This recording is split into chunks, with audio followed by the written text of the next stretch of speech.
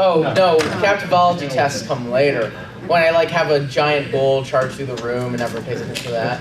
Hi everybody, my name is Parr, and I will introduce myself in a moment, but I'm going to say we're going to, it seems like everybody's getting tired, so we'll have this nice and casual.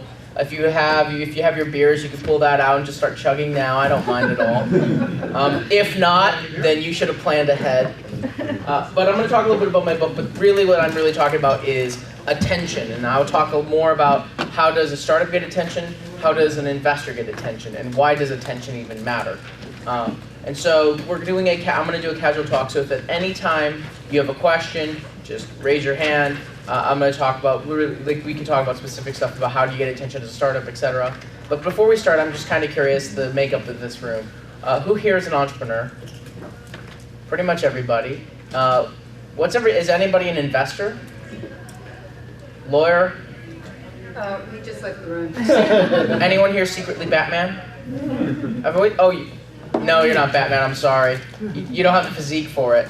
Superwoman? Yeah, you could do that. You could be the Flash, maybe.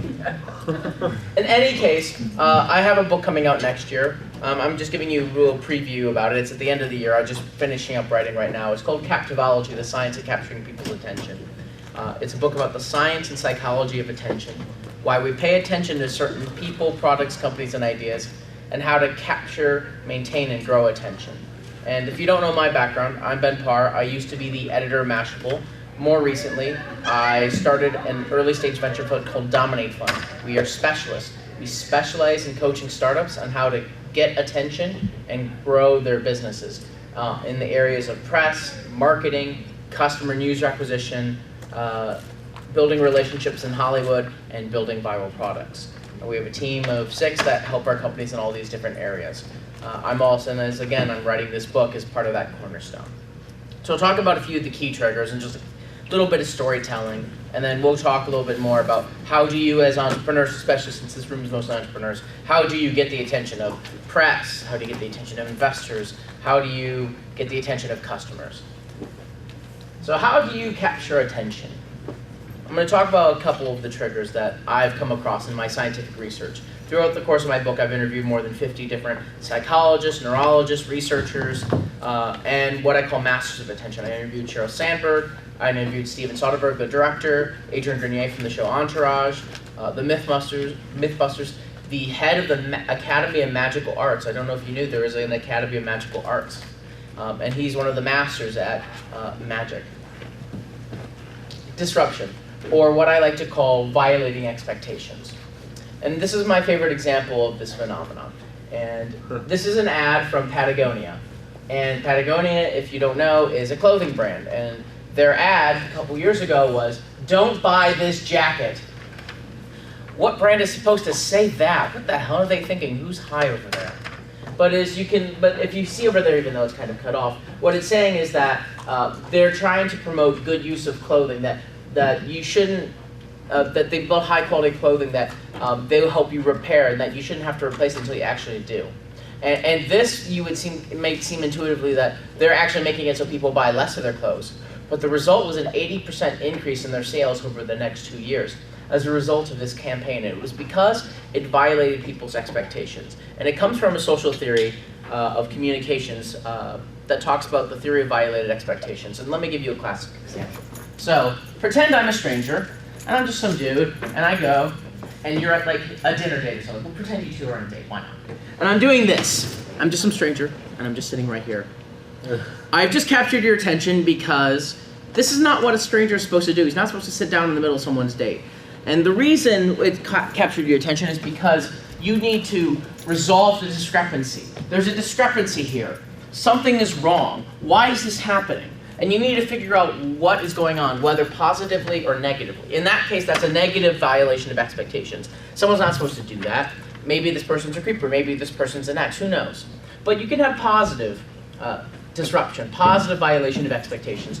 Imagine if your longtime crush just suddenly started stroking your back and hugging you close. That'd be a positive disruption of expectations. But in the world of startups, for example, another very amazing one is, who knows the video from Dollar Shave Club? Who knows Dollar Shave Club? For those who don't know Dollar Shave Club, and maybe we'll go pull up the video later, Dollar Shave Club is a startup backed by Hunter Perkins and a couple others. When they had their launch, they had this neat little 1 minute, 1.5 minute video to announce themselves. And throughout the entire thing, it's just hilarious. The CEO goes around talking about, our blades aren't good, they're fucking great. And the entire thing is just a self-parody of, this is not how a startup is supposed to launch their product, but it went viral. And because it violated people's expectation, and as a result, they were able to get a whole ton of customers at the very beginning. Another one of the key triggers of attention. Distinctiveness. Specifically salience.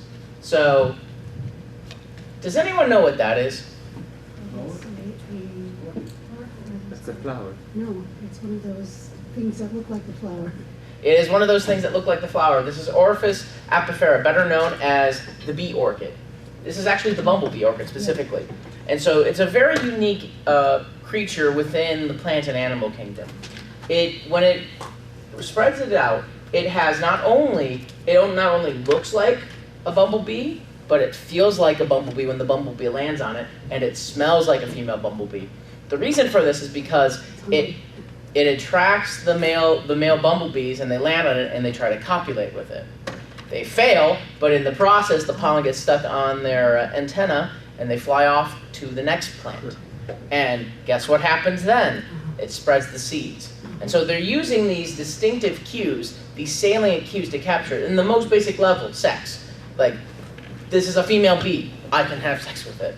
But you see a lot of these kind of cues all across. And a lot of these distinctive cues. And so this actually comes from a research study that one professor did a couple of years ago. He wanted to understand what makes something distinctive among color.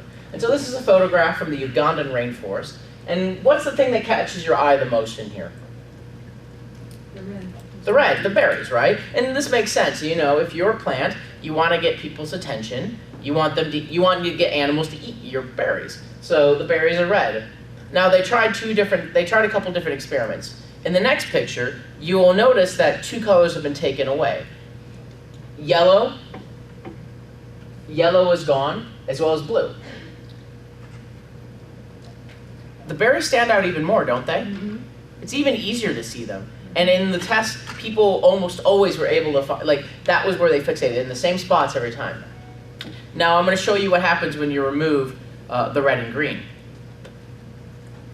Can't see a goddamn thing, right? And even the people, even in this one, the people who had red-green color blindness would fixate on the same place more often than they would in this one. And the reason is because not because a specific color captures more attention than others, but because of the contrast of colors. And so when you're talking about, for example, let's talk about web design. There's a popular concept, the big orange button. And if you go look on Amazon, or you look at almost any of the e-commerce sites, almost all the buttons are either yellow, red, or orange, warm colors. What's the reason? Is it because those colors naturally capture more attention? Not necessarily. It's because of the contrast. The contrast is actually what makes it more distinctive.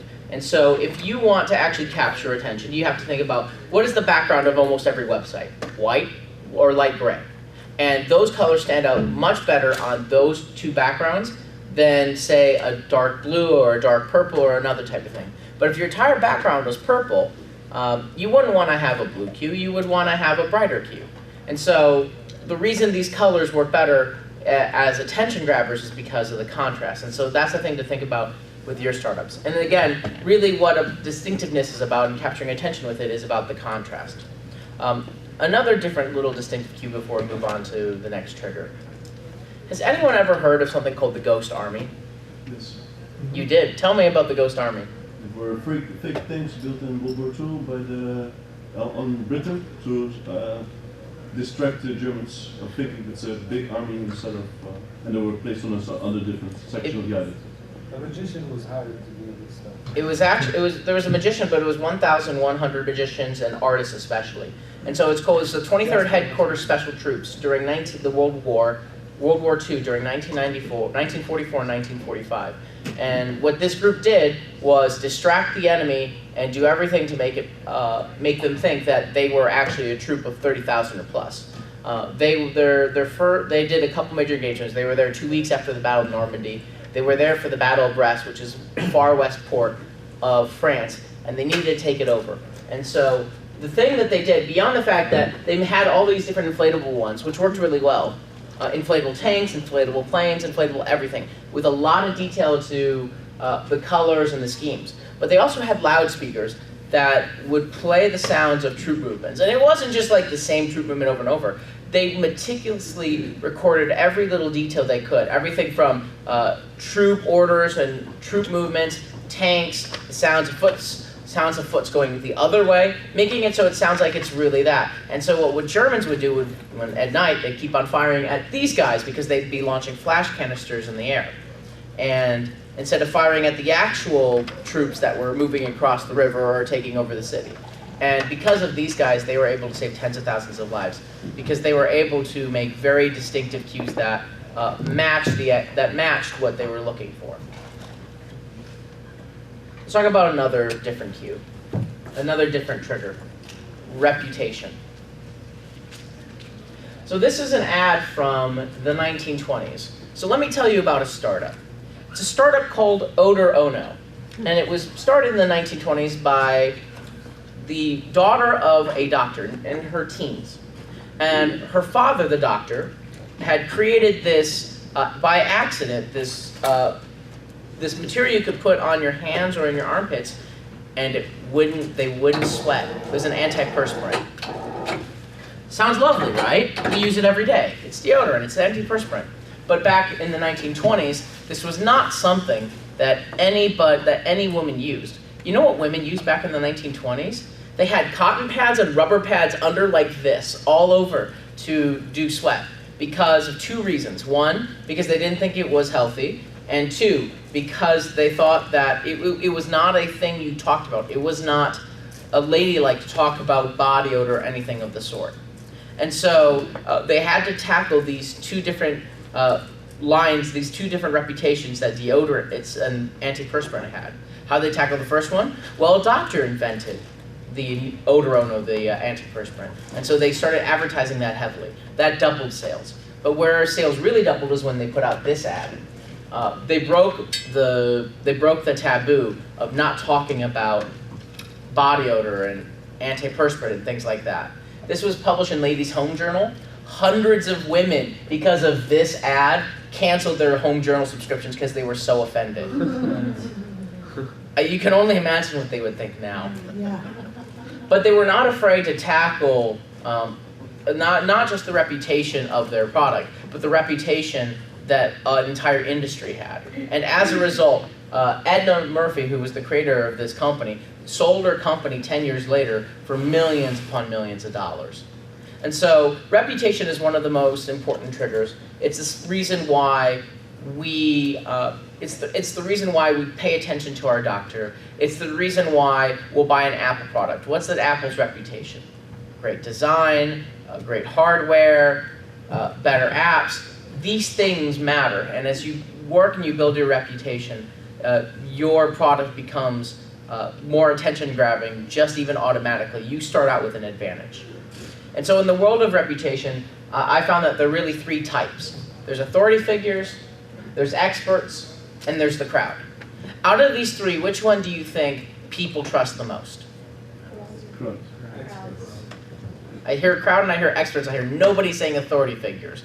So it's not authority figures, it's not the crowd, it's actually experts. And so Edelman does, the big giant PR firm, does a yearly study of trust. And if you're ranking all the different people who can be spokespeople for a company, on the bottom level is CEO, and on the very top is either academic or technical experts. And why is this? It's because we believe that they have some kind of knowledge, they have some kind of experience that we don't have. There's actually studies that show that when we're listening to information from an expert, our brains literally turn off because we're just accepting what they tell us. If you put on What's your question? What's the difference between an authority figure and an expert? Authority figure is a boss. Boss is not necessarily an expert. I have to listen to you. You're my boss. So I will pay attention to you. But it doesn't necessarily mean I have to respect or trust your judgment. So an authority figure can be anything like that, a president or that sort of thing. But an expert is far more trustworthy. The reason you trust an expert is because an expert supposedly has that experience.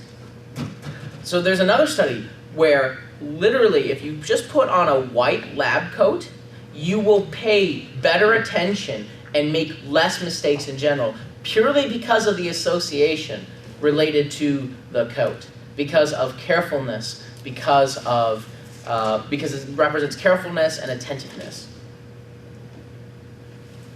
So if you're going to pick something, by the way, for your startup or for your company, you want to be experts. You don't want to be authority figures. And the crowd does help when it comes to paying attention. People actually, for example, a half star on Yelp will increase your sales by about 13% each half star that you go up. But if you want to capture real attention, experts are always the most credible. Number 4, framing. This is a very blurry screenshot from an experiment done a couple years ago by the Washington Post. Has anyone heard of Joshua Bell? Yeah. So I'll rephrase for those who haven't heard of the experiment. It's a very famous one. Joshua Bell is an award-winning violinist, one of the best in the entire world. And so when he does a concert, usually people pay hundreds, if not thousands of dollars to sit there and listen to him. But in the Washington Post experiment, instead of being in a concert hall, he was in a subway, and instead of being in a suit and tie, he was in his street clothes. And instead of more than 1,000 people walked by where he was standing, but only 17 people stopped to listen, and only 7 people actually gave him any money, and 1 person recognized him. And this is one of the absolute best in the world. He was playing some of the best pieces you could possibly ever listen to.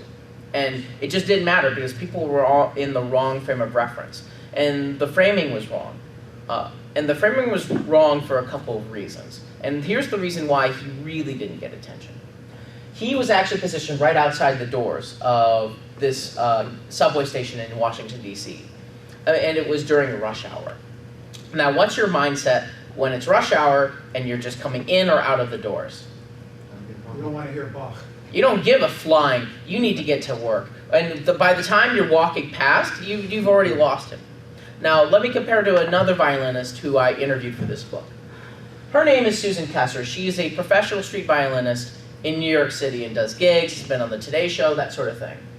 She is able to make a living off of what she does. In fact, a decent living. And there are a couple of things that she does differently than what Joshua Bell did. First thing you might notice in here is that, a thing you'll notice is that she's in a very long hallway, and she always picks long hallways because you will have plenty of time to walk up towards and notice and have a chance to listen. And by the time you get to her halfway down the hallway, you'll be far more receptive to listening and standing. She plays after rush hour, but before 3 o'clock, because that's the time she's found ideal for people to sit or stand around and listen. People are not in a rush after rush hour. But after 3 o'clock, again, nobody gives a crap. Everybody's disappeared. And so she's picked the right frame of reference and the right time in order to deliver her message, in this case, playing a violin. And so a lot about attention is on 2 components. Is on what is the frame of reference of your audience? What are they thinking? What are they doing? What do they care about at any given specific moment in time? And how are you framing the message? And a classic example of how you frame the message is there's a classic experiment where a group of researchers showed a group of subjects videos of car crashes. And then afterwards they would ask them at what speed did the cars hit each other. But they would change one word every single time. In one group of subjects they would say, how fast did the cars collide? And another group they would say, how fast did the cars smash? And another one they would say, how fast did the cars bump into each other? And just changing that one little word had a dramatic effect on the average speed that they would say. The ones that said smash and collided was about 38 miles per hour. The people who would say bumped would be about 22 miles per hour. And it's the same exact video, but people would have a completely different perspective. So if you really want to capture attention, it's really about knowing what frame of reference your audience is in and what way you're framing a message. And the last one I'll talk about for this time before we get into the more specifics of what kind of things you should do with startups is acknowledgement. And this is actually one that came from a professor that I interviewed, Professor Thomas De Zengotita. He's the author of a book called Mediated. And so what he told me, and this is the line he told me was, all animals want attention, only human beings want acknowledgement. If you forget your dog's name, your dog is not going to give a shit. Your dog is going to be just as happy. But if you forget my name or I forget your name, you're going to be offended. You're going to be disappointed. And so acknowledgement is the highest level of attention. And so is the kind of thing that makes long attention. Why is Lady Gaga successful from album to album? Because she has a fan base that feels acknowledged by her and what her message is. What is her message? You were born this way. And by having that very message, she has this group of people who feel like outsiders, outcasts, and misfit, who are absolutely loyal to her and will buy every album that she ever puts out. She's very successful at capturing attention over the long term because she has created an acknowledgement and a rapport with your audience. And so this is where the entire conversation about, oh, look, someone's staring over there, of community, of building community, of acknowledging, and not even like asking for feedback, but just purely acknowledging who they are and that they're important and that you care, makes a dramatic impact upon their attention over the long term. Anyone ever heard of this band? Probably not. This is a band called AKB48, and it is the best-selling band in the entire world. It consists of a group of about 80-something women in Japan, and they sell 200 million in album sales in 2011. And the reason they're successful, beyond the fact that it's a bunch of pretty girls on stage, is because they have a system for participation, for acknowledgement among their audience. See, only about 12 or 15 of them will sing on a new single. And how do they get chosen? By the audience. You have to, of course, buy the specific single that's related to your favorite person, and the more you buy of that one, the more likely they are to become part of that album. And because of this, people buy thousands. It's like American Idol on steroids. People buy millions of these. People go nuts over this. And the result is that they have had 17 #1 hits in a row, which is just unheard of pretty much anywhere. So let's talk now. I've gone through just a couple of the basics from my book. Let's just apply this a little bit to startups. And this is the part where I want you to all ask questions, because please ask questions. Yeah, so you mentioned acknowledgement, and I was wondering, the crowd also notice when someone has acknowledgement, and I think people there's some magic to that. If my friend here talks very highly about you, I'm like I get really curious. What's so special about this guy? And that's that acknowledgement that has the ripple effect. Yeah. I've seen acknowledgement a lot in a positive and a negative way, and I've been noticing this, and the current Valley obsession is the app Secret.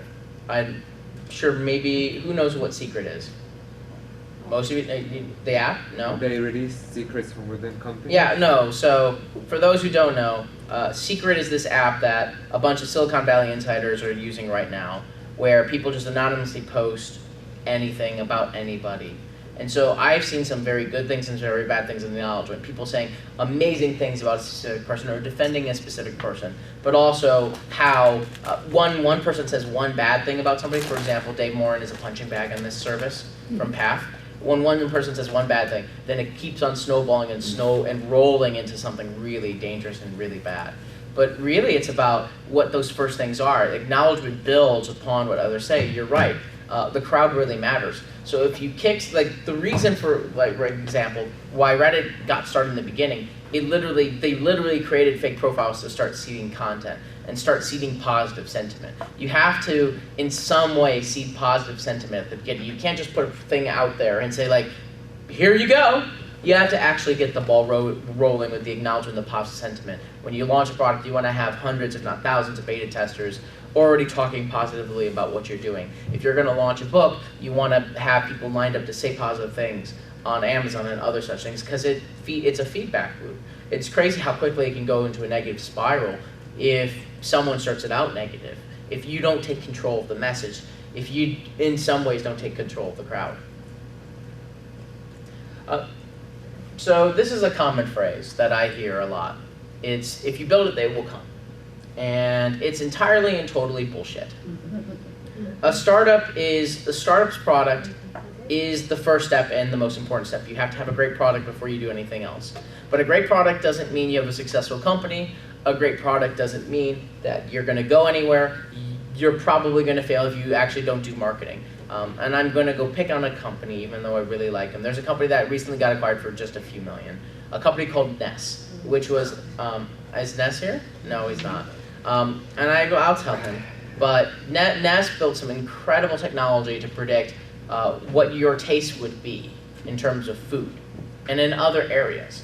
But the problem was the founder didn't care at all about marketing.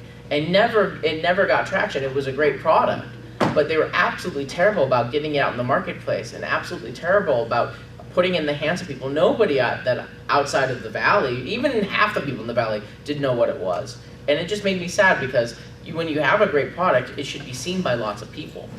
And so this is complete bull. The other half of it is the marketing, is the customer and user acquisition, is the press side. I remember once I had a startup call, I got introduced and I had a startup call me, and they were asking me about how to convert, like they had a landing page and they were trying to convert more people. And they had this giant line, like 3 paragraphs of text with no call to action. Like these things, you've got to, like, you have to work just as hard on the conversion side. I had them shortened up to a single line, and their conversions doubled within a week. And so this is the areas where my firm, Dominate Fund, really specializes. We specialize in these core areas, on the press and the marketing side, on the user and customer acquisition side. And so I'll just talk a quick note about each, and if anyone has questions, please ask about these areas especially. Did you have a hand up or no? No? Oh, yeah, I had a question. Yeah? You say viral product. What do you mean by viral product? So, building virality into your product. And so my partners and I were actually advisors to a company called Socialcam. Socialcam last year, it was about 2 years ago, was one of the hottest products across Facebook. We helped build the virality into the product. It got acquired for $60 million by Autodesk not long after, and was the successful one of those wars. Yeah, I want to ask that question because I think it conflicts with the previous slide. When you build a product that has an inherent viral component in it, it's part of the product too. So. What do you mean? I mean, if you have a good product, it's not enough. No, what I'm saying, what we're saying is that just a good product is not enough. So we're helping people, our companies, understand how do you build the virality elements into the product. In the product. Right, because it's not, you can't just have a good product. You have to build in the hooks that make it so that people not only have the ability to share, but want to share. And want to share with others and want to share with their friends. And it's actually quite shocking how few people and how few companies actually build these mechanisms into their products. This is actually the area where my partner, Matt Schlicht, one of the 3 partners of Dominate Fund, is the expert and coaches our startups every day on how do you build specific viral elements into it. But understanding whether or not your product is going to do much better on a Pinterest versus a Facebook, understanding what kind of message, even, like again, framing, changing just a single word or a single sentence in terms of what gets posted on Facebook will dramatically change the conversion rate. I mean, this is what Upworthy does, right? Upworthy is has been very, very smart about how it makes its headlines in order to get people to visit. It may annoy me to death, but it works very well for the audience that it's targeted. BuzzFeed does an even better job because it's built for a longer term traction. The problem with Upworthy is that it did it too fast, and now it's getting punished by Facebook. But BuzzFeed is not getting punished by Facebook at all, and is in fact still growing, and has been doing it over a longer course of time. So explain that a little further. Which That part? Upworthy is being Do you know Upworthy? Yeah. So you know, like they're very, so what Upworthy does is they take a very long time to determine their headlines. Their headline, like you know an Upworthy headline, right? It's the mystery element of it, which is actually one of the other triggers that really captures attention. No, I meant the Facebook part. Why Facebook is punishing them but not BuzzFeed? Because it's a tougher one. Part of the reason why they're not punishing BuzzFeed is because BuzzFeed has actual journalists and actual news. And so they kind of tempered off the part where they have the 50 best cats and the 50 things that you would know from the 90s with, you know, a news analysis item about Tom Perkins or about Silicon Valley or something else of the sort. And so they have this mix that Facebook's just decided that it wouldn't punish. Upworthy's gone overboard into one scale, which is the same kind of title, uplifting kind of stuff. At the very least, BuzzFeed doesn't have that kind of, use that kind of formula too much. What BuzzFeed has on the back end is an engine.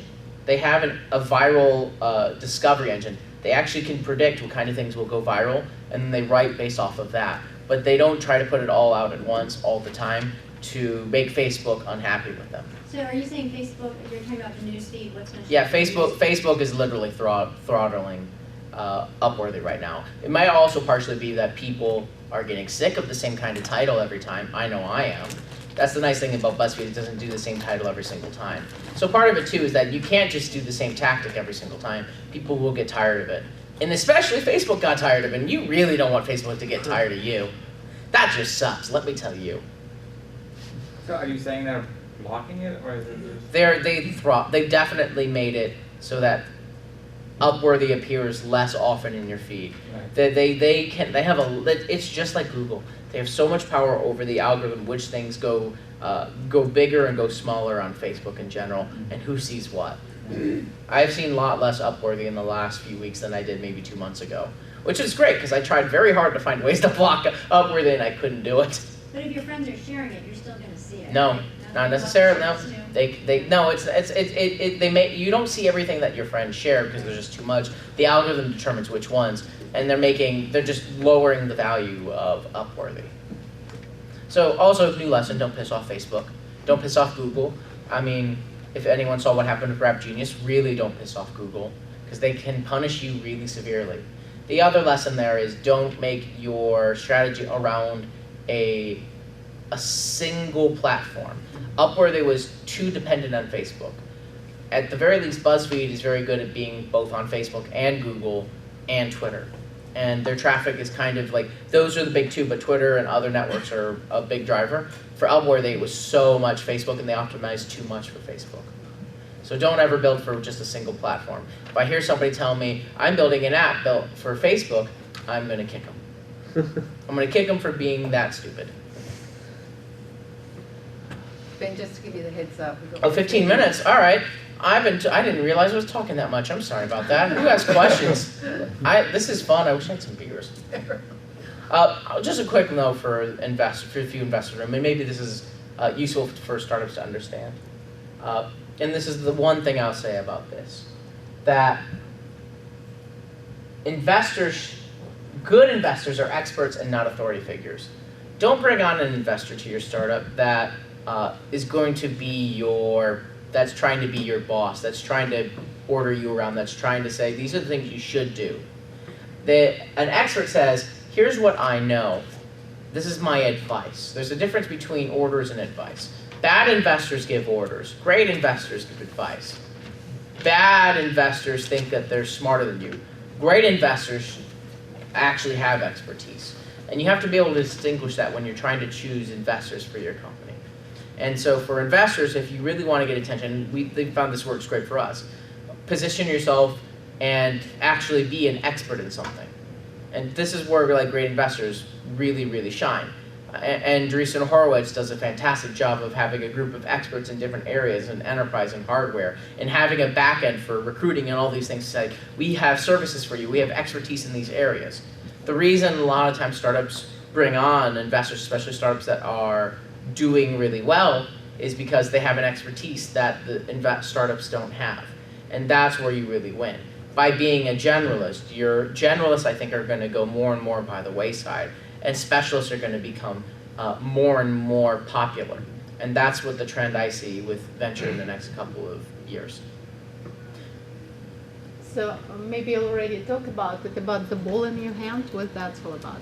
Oh, the ball, this is just a stress ball from one of the companies that was just here, the, what's the name of the company? Crochet. Thank you. Okay. So it's made out of recycled, crocheted plastic bags, which is a cool little thing to start off with. And when they show the video and you show it, it's like, that's really unique. That's really kind of disruptive. And so people definitely talk about that. This is the kind of thing Lady Gaga would wear as a dress. And that would work really well. It's a simple quality product that is really unique in some way and stands out because of its story. Can you say a few words about the importance of bringing celebrities on board, like Twitter celebrities? So, celebrities are an interesting one. And so one of the things that we do is we help connect our startups with celebrities. We have a lot of relationships in Hollywood, especially with musicians. Here's what not to do first. Don't just bring on a celebrity and ask them to tweet on your behalf. Don't just bring on a celebrity and then throw a party to do your launch. Don't think that a celebrity makes or breaks a startup. If you have a great company, a celebrity can help accelerate the growth in the right areas. Now, the problem for early stage startups is that sometimes a celebrity can overshadow the startup. You don't want that. If you have a celebrity that's on board, it's just fine to say they're an investor. They're not overshadowing you then. But if they're talking about you constantly, they're going to start to overshadow you, at least in the beginning. Nice thing about, say, Ashton Kutcher, he's probably one of the best of the celebrity investors. He's an investor in Airbnb, but he's not talking about it all the time. You don't think about it all the time. He's not overshadowing his company. And so working with, and the other thing to remember too is that celebrities actually have a lot of connections and a lot of clout that can help you get into the right doors. If a celebrity calls, an agent or another celeb or a business person they know, that person's going to pick up and is going to go talk to you, right? This is one of the important things people forget about having a celebrity on board. They're not vital to the success or failure of a business, but if done right, they can be a big value add, especially if that celebrity has expertise. If you're doing a health startup, having a fitness trainer celebrity or having a sports celebrity that really understands health and wellness and that sort of thing can be an entirely great benefit, and is a great benefit because it matches, right? It matches both what the startup's about and what the person's about. Now, if you're just launching a game and you bring on Lindsay Lohan, which some game did, no one cares. There's no relationship. If you have a karaoke app as Lindsay Lohan, who cares? She doesn't know how to sing. But if you have any singing musician that's anywhere decent, it makes more sense because obviously she's passionate about music, you're a startup about music. That's why Lady Gaga investing in a music service makes much more sense than Lady Gaga investing in, almost anything else. It has to match. Well, I mean, experts are good at telling you what the current state is. They have information about the past, but through history, you see that experts were against the big ideas. Experts can be, what I'm saying is that experts are great for your startup to get attention. It's great for attention in general. I am not saying that experts are always all that great at predicting trends, because they're not always great at that. It's a word of caution that our brains actually turn off when we're listening to experts. Next time you're listening to an expert, keep your brain on and actually just remember this is just another human being talking to you. And feel free to question what they say and to think and do. People going against experts is why there's big companies. But there is also some times where just as much the experts are right and you fail. There's plenty of times where I've told a startup that there's this X, Y, and Z why this startup won't work, and I've been right. The thing about it, though, is guess what stands out in our heads? Not the times we were right, but the times we were wrong. Negative emotions tend to stand out more in our memory than positive emotions. And so the failure cases always stand out more than the positive cases as well. Experts can be a big value and an asset to your startup, and especially when it comes to credibility with the public. But you yourself should be a little wary of blindly following an expert without at least thinking it through. Hello. Hi Ben, been following you. We have a mobile TV technology, Wine TV, Startup TV, Xbox TV. And the thing that I'm seeing as far as trends are concerned, and I'd like you to address it, maybe you have, but the big thing I'm seeing is video and also storytelling. And the biggest thing that I see is that a lot of startup companies or a lot of companies, and I can take wine as an example, you've got these big, beautiful wineries, and there's kind of really not a story. There is a story, but it's more geared towards advertising. So can you address, that aspect, the storytelling? Well, the storytelling is the acknowledgement aspect. Is the video storytelling? Well, video storytelling. Yeah. Video is interesting, and I think I had this debate with somebody a few days ago. Video works in certain contexts, text works in others. The problem with video is that you can't scan it, and you can't look at it on a train because you need the headphones or it's the speakers are going to be loud, that kind of thing. That's when text works. But a video will tell a better story, and when you want to tell a story, you're right. More Amber Alerts. Did they catch them? What is it? What are these Amber Alerts? Do you know what? Oh, so an Amber Alert for the non-U.S. citizens, an Amber Alert is the system in the U.S. that alerts us when a child has been kidnapped. And so right now there's a child that's been kidnapped from Oakland, and they're saying here's the plates of the car, whatever else. They had, these alerts are coming through. They're trying to figure out where it is. But now that's why you hear it everywhere when that happens here. Anyway, what was I talking about before Amber Alerts? That captures your attention, right? But see, that's good. That's for a good cause. But then when you get back into the video aspect of it, if there's a situation such as our own technology, which is an overlay that indexes the video, and then so it has a video as well as a text, if you can address more the storytelling aspect. I understand that there's this whole... So are you asking, how do you tell about a story through video? Or? Yeah. I've been curating and aggregating video for almost a year now, and there's some stories that are told that make me cry, that really remind me and make me want to. So I interviewed call to action. the heads of the partnership program at YouTube, and I interviewed Michael Stevens, who's the creator of one of the most popular channels on YouTube called Vsauce, and there's a couple of lessons I learned from them.